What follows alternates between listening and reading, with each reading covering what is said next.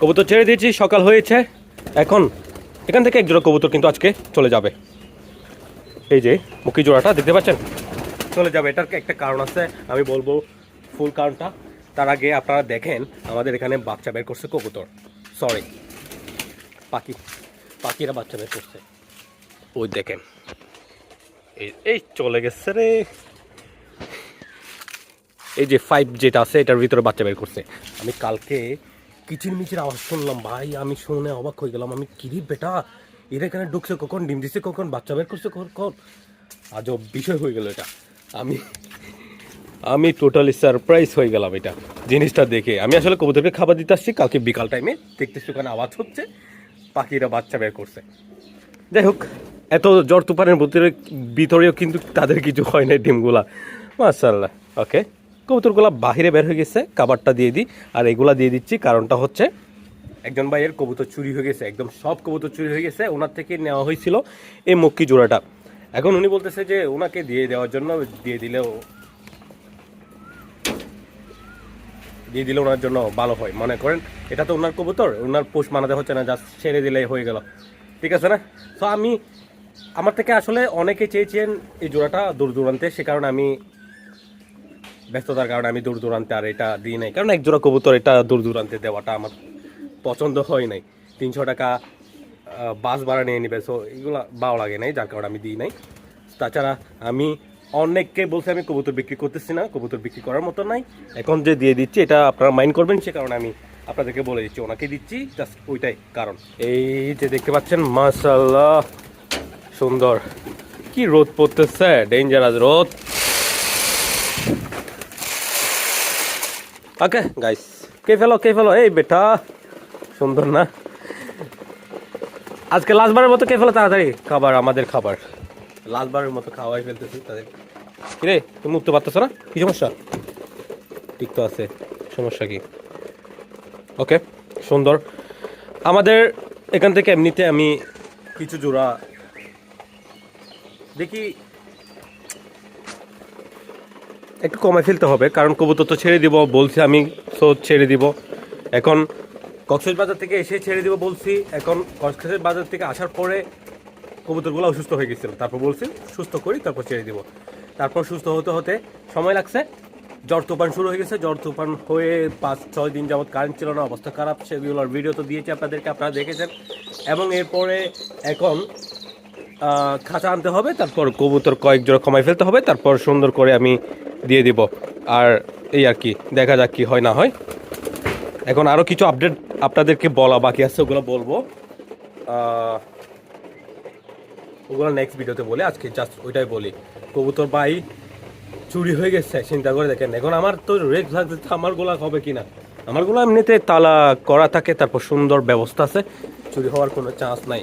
এমনিতেও আরও অনেক কিছু আছে যেগুলো আমি বলতেছি না। যে এটা কিন্তু সুন্দর লাগতেছে তাই না? বৃষ্টি হওয়ার পরে পানি জমে গেছে, পানি জমে সব ময়লা নিয়ে গেছে গা, সুন্দর লাগতেছে দেখেন কত সুন্দর, মাশাআল্লাহ। ওকে, এটা বজায় রাখতে হবে পানি দিয়ে দিয়ে, না হলে আবার শুকায় যাবে, শুকায় গিয়ে একদম চৌচির হয়ে যাবে। যাই হোক, তুমি খাচ্ছ না কেন? এ একটু ওর পায়ে একটু ব্যথা, কি জানি কি হয়েছে, ক্যালসিয়ামের অভাব হতে পারে, দেখা যাক, ঠিক করে ফেলবো। তারপর এটার মাদিটা কিন্তু আছে, এই যে লাল লাল একটা মুখী জোড়া আমাদের, সব সুন্দর মাশাআল্লাহ। ওকে, এখন মিক্স খাবার এটা আছে। কিছুদিন পরে কিন্তু ভুট্টা, আমাদের চাষ করা ভুট্টাগুলা খাওয়ানো শুরু করে দিব। এত বেশি ভুট্টা কিন্তু হয় নাই আমাদের চাষ করার যেটাতে যা আছে, হয়তো 1 মাস চলবে না, 1 মাসও চলবে না, হয়তো শেষ হয়ে যাবে। এই যে মাশাআল্লাহ। ওকে, খাবার দেওয়া শেষ। পাখি যেগুলো আছে ওদেরকেও খাবার দিব, ঠিক আছে? ওদেরকে খাবার দিই, তাদের বাচ্চাগুলোকে লালন পালন করতে আমিও সহযোগিতা করি, সমস্যা কি, ঠিক আছে? আর এদিকে দেখেন গাছটা ভেঙে গেছে, কি অবস্থা হয়ে গেছে। এখানেও বাসা ছিল, সব শেষ। এদিকে বাসা ছিল, এগুলো সব শেষ, পড়ে গেছে। আমাদের আম গাছ অনেক আম পড়ে গেছে। ওকে গাইস, এখন দৌড়ে ফেলি। এই যে পানি খাওয়া শেষ তাদের, এটা এখনো খাচ্ছে, কোথায়? ওই যে এই এখনো খাচ্ছে। যাই হোক, কে ফেলুক, তারপর পৌঁছাই দেব, ঠিক আছে? ওকে, বাক্স নিয়ে আসলাম। রে ওরে, এটা তো দিকে খুলতে হবে। ওকে গাইস, এখানে ভিতরে ঢোকায় আমি একজন মানুষ ডিস্টার্ব। এই যে দেখেন মাশাআল্লাহ কবুতর দুইটা অনেক সুন্দর। ওকে, দোয়া করবেন এদের জন্য যাতে ওখানে গিয়ে ডিম বাচ্চা করে অনেক, ঠিক আছে। আমাদের এখানে পরিবেশটা পাই নাই তারা ডিম বাচ্চা করার জন্য, সো করে নাই, কিন্তু ওদের ওখানে করবো। ওনার ওখানে অনেক ভালো ডিম বাচ্চা করে এই কবুতরগুলা। একদম ডিম বাচ্চা ছিল এরকম অবস্থায়, কিন্তু আমি নিয়ে আসছি। ওকে, কোথায় এটা? একটা নটটা কোথায়? এ নর, তুমি এখানে চলে গেছো কেন? এখানে কত ময়লা হয়ে আছে। আরে বেটা, ধরতেও কষ্ট। আল্লাহ আল্লাহ আল্লাহ আল্লাহ আল্লাহ। কবুতর কোথায় কোথায় ডিম দিচ্ছে? এটা বাচ্চা বের করছে হয়তো। আচ্ছা আচ্ছা, দেখবো আমি। এটা বাচ্চা বের করছে হয়তো, দেখছেন? তুমি করছো মনে হয় বাচ্চা, দেখি। ওই মাশাআল্লাহ, বাচ্চা বের করছে ফেলছে বেটা। ওকে গাইস, পরে দেখবো। ওকে, আমি আমার কাজটা সেরে নিই। এটা বাচ্চা বের করছে। বাচ্চাগুলো কিন্তু ওর না, অন্য কবুতরের বাচ্চা। আমি কোন কবুতরের বাচ্চা বলবো আপনাদেরকে। এটা শার্টিং কবুতর আর আমাদের কাগজি কবুতর মিলে বাচ্চাগুলো বের করছে, কিন্তু অন্য কবুতরের ডিম আমি বসাই দিছিলাম। মাঝেটা ডিম দিচ্ছিল না, বসে থাকছিল, তো আমি ডিম দিছি, বসে গেছে, হয়ে গেছে। কোথায় মাদিটা? কোথায়? এই যে, এদিকে আসো।